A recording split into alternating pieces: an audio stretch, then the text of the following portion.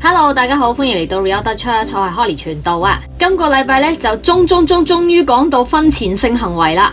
唉，點解呢個系列咁多嘢講嘅呢？咁啊，順便宣傳一下，嚟緊禮拜六，即係3月21號嘅夜晚9點鐘咧，就會係我哋嘅第一次 live 啦。題目咧就係疫情之後嘅香港教會未來啊。咁啊，請大家多多支持啦。咁咧，好啦，翻嚟婚前性行為呢個題目先。咁首先要問一個問題，就係咧喺聖經裏邊一段婚姻咧，究竟係幾時先至開始成立嘅呢？咁有啲人咧就會認為係行禮嗰刻啦，即係咧牧師宣布，我奉主嘅名宣布，你哋兩人成為夫妻啦，二人成為一體，係神所配合的，人不可以分開咁樣。咁又有一啲人咧認為咧係簽婚書嗰一刻啦，但係諗一諗就係，即係婚禮儀式咧喺每個民族同埋每個時代咧，其實都有好大嘅差異嘅。咁喺上古嘅時代咧，其實都唔知道有冇婚禮呢一樣嘢，而法律咧都唔係自有永有嘅。就算睇聖經咧，都係去到出埃及記咧，先至有10誡頒布落嚟。咁唔通喺之前就冇婚姻呢一樣嘢？咁調翻轉嚟講，如果一對男女佢簽咗婚書行咗婚禮，係咪代表咧佢哋嘅婚姻就已經馬上成立嘅呢？咁有一個咁嘅例子就係有一位女傳道同佢老公結咗婚之後咧，佢拒絕同佢老公發生性行為。咁啊持續咗1年之後咧，佢老公終於頂唔順就決定要離婚啦。但間教會咧就話唔俾，因為咧咁樣離婚咧係犯罪嘅。咁教會究竟合唔合理嘅呢？好啦，呢3條問題，我俾3秒鐘時間大家諗一諗。3、2、1，我嘅答案就係 no no no。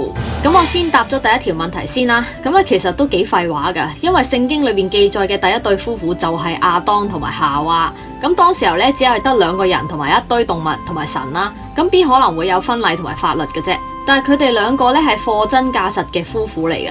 咁所以咧即係證明婚姻呢樣嘢咧係先於有婚禮同埋法律嘅存在嚟嘅。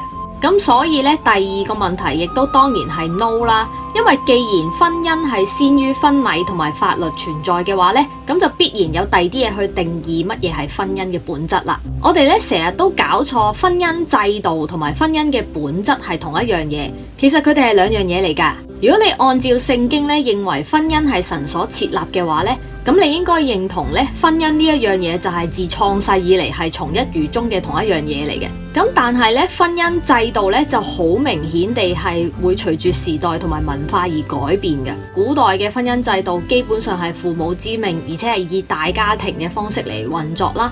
咁但係咧現代嚟講咧就係以核心家庭同埋自由戀愛結婚嘅。咁自由戀愛結婚呢樣嘢咧，其實行咗300年都唔到嘅啫。咁如果你從社會學嘅角度嚟睇咧，咁婚姻制度咧就係主要係用嚟保障個家庭嘅穩定性啦，以讓人類嘅幼體能夠健康快樂地成長嘅。咁如果用神學嘅角度睇咧，就再多一樣嘢嘅，就係咧婚姻呢一個本質咧係值得以一個制度咧去保護。好啦，問題就嚟啦，咁婚姻嘅本質到底係乜嘢呢？咁咧，我就認為應該係男女之間性嘅聯合嚟嘅，即係又係一個一啲都唔浪漫嘅答案啦。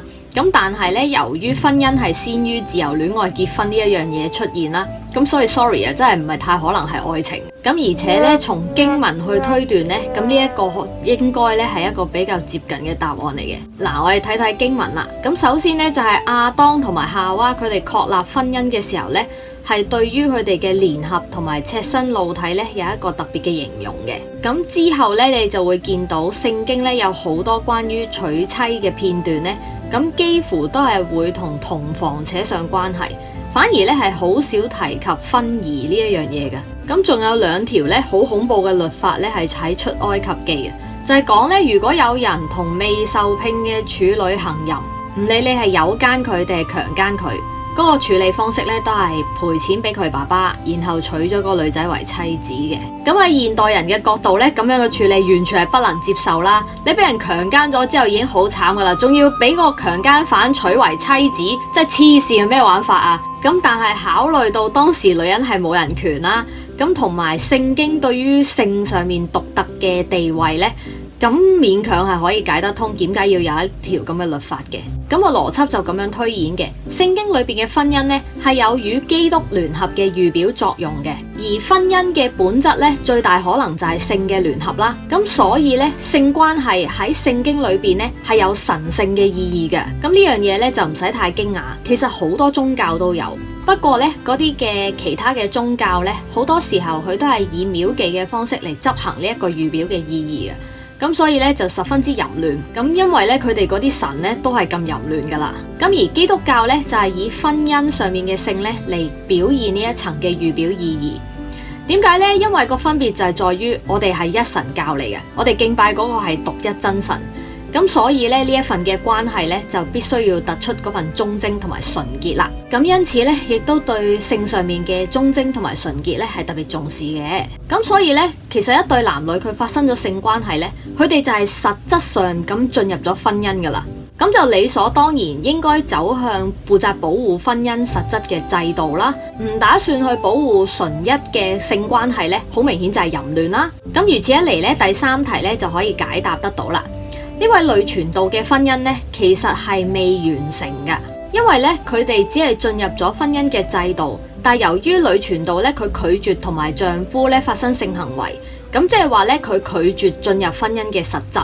咁既然係咁咧，女傳道嘅丈夫佢喺呢個時候去提出離婚咧，其實應該唔算犯罪嘅。好啦，兜咗一大個圈之後咧，我哋翻去今日嘅題目啦。咁究竟婚前性行為係咪真係罪大惡極呢？其實我嘅答案係冇婚前性行為呢一樣嘢噶。當你一搞咗嘅時候咧，你就實質上結咗婚噶啦，恭喜恭喜恭喜！咁犯罪嘅時間點喺邊度呢？就係當你哋發生咗關係之後咧，你冇走向制度上面嘅保護，反而散咗。咁呢個時候咧，你哋嘅關係咧就變成咗一種淫亂啦。咁而發生咗關係之後，要幾多時間之內進入嗰個制度呢？咁聖經係冇定明嘅。咁相反咧，你入咗制度先，都唔一定要即刻就發生關係嘅。咁喺耶穌嘅時代，猶太人嘅婚姻咧就由訂婚走向實質婚姻咧，咁係需要大概1年嘅時間嘅。但係嗰個期間，如果你同許配嘅對象以外發生咗關係咧，仍然係算係淫亂嘅。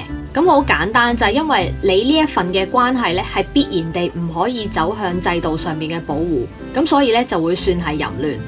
咁因此咧，約瑟以為俾瑪利亞冇咗之後咧，佢就即刻諗住要休妻啦。咁樣睇嚟咧，咁主要應該係心態問題，而唔係嗰個時間問題。好啦，講得好複雜，所以咧我總結一下先。先有性行為，即係實質嘅婚姻啦。心態上面保持要走向婚姻嘅制度，即係你好認真咁樣對待呢一段關係啦。咁最終成功完成婚儀，咁就婚姻就成立啦，而且唔算有罪嘅。先進入咗婚姻嘅制度，心態上面咧保持住係要走向實質嘅婚姻嘅，咁最後成功地圓房，咁你嗰個婚姻咧就成立，而且唔算有罪。先有咗性行為，即係婚姻嘅實質啦，但係最終就冇走向婚姻嘅制度，咁就代表咧你犯咗淫亂嘅罪啦。咁先有制度嘅婚姻，但係拒絕發生性行為，咁你個婚姻咧就唔成立。離開呢一個制度亦都唔算有罪。咁基本上嗰個原則咧就係請你保持住咧你喺性上面嘅純潔啦，唔好隨便拋棄你嘅配偶啦，唔好隨便同人發生性關係啦。咁呢一個咧同哥林多前書7章講咧婚姻係為咗避免淫亂呢個態度係一致嘅。咁所以咧，如果一個信徒佢同人拍拖，咁啊拍咗一段時間之後感情穩定啦，於是咧佢哋兩個發生咗關係。然後佢哋開始儲錢買樓準備結婚，最後2年之後佢哋成功結咗婚啦。其實呢，佢乜嘢罪都冇犯過嘅。一般認認真真咁樣對待感情嘅人呢，好似都係咁樣嘅喎，好似都唔係好難啫。咁仲有就係咧，呢一宗罪咧喺執行紀律上面係好有困難嘅，即係咁同一般有第三者嗰種嘅犯罪咧，佢造成有明確破壞，咁係好唔同嘅。嗱，你諗下啦，一個好認真對待感情嘅人呢，冇人想分手嘅。咁分手已經好慘噶啦。咁而分手嘅原因呢，亦都係千百樣啦。咁如果佢好認真嘅話，一定係試過箍煲噶啦。咁如果面對一個係失戀，佢好需要安慰嘅人，咁我仲走埋去問佢：喂 ，hello， 喂，你同你前女友有冇上床噶？如果你有嘅話，我要紀律你噶喎。我覺得我問唔出口咯。咁好似堂會咁樣，唔理37、21，一定要求啲人進入咗制度婚先於實質婚。如果見到嗰兩個人一齊去旅行呢，都當佢哋已經係犯罪噶啦，唔理37、21，一定要斬殺嘅。咁樣呢，喺執行紀律上面當然係輕鬆好多，因為有一個好明確嘅標準啊嘛。但係咁樣其實係定到個標準完全唔合理地高啊，而且將一堆其實冇犯罪或者根本未算犯罪嘅人咧斬死咗先算。咁結果咧只係搞到一大堆人咧佢唔誠實嘅啫。